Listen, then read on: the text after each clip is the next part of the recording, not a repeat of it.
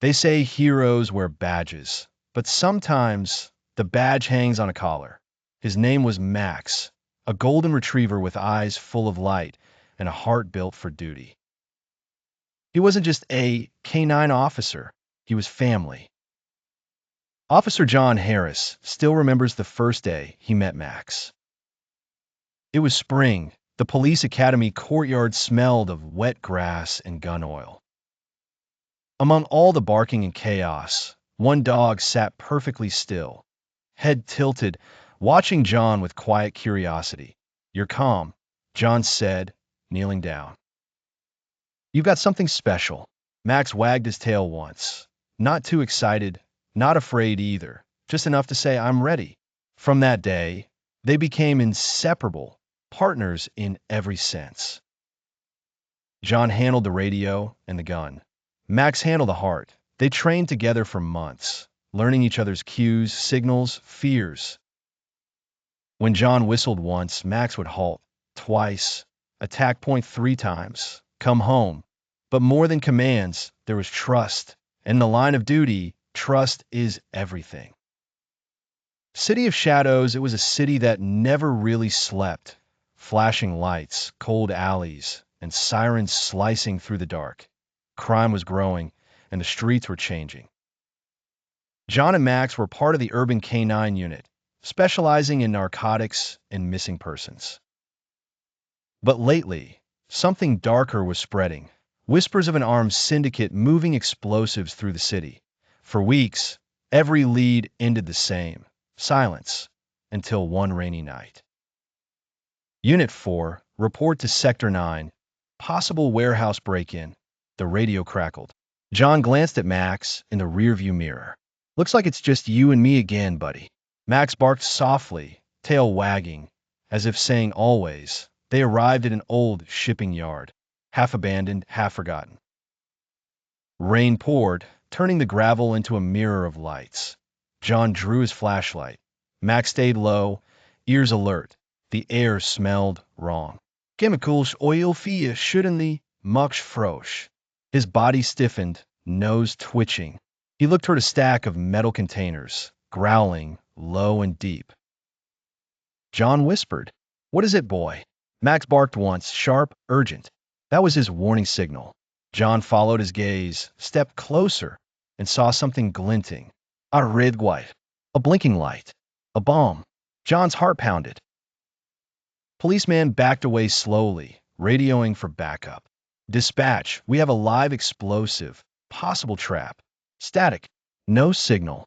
Then a click. A timer lit up. 1 minute and 30 seconds. John's breath caught. He looked down at Max. The dog was already barking, running toward the exit, signaling him to move. But then from the shadows, figures emerged. 3 men. Masks. Guns. "You shouldn't have come here, officer," one of them sneered. John raised his gun. Max's dog growled beside him. The rain fell harder, washing away the seconds of life left ticking down on the bomb. Gunfire cracked through the air.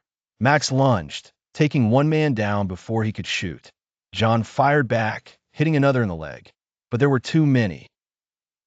Max was bleeding from a graze to his shoulder, yet he didn't stop. That he bit, dodged, protected. Every shot echoed like thunder.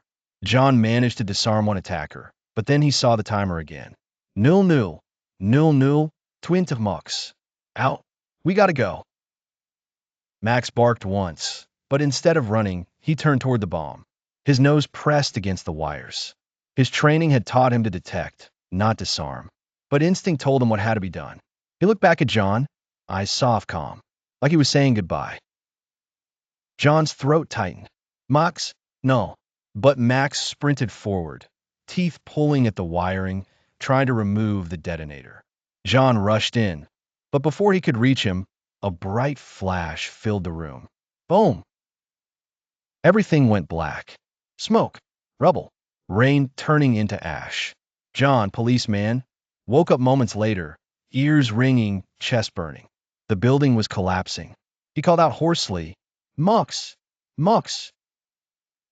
Through the smoke, a shadow moved, crawling, limping.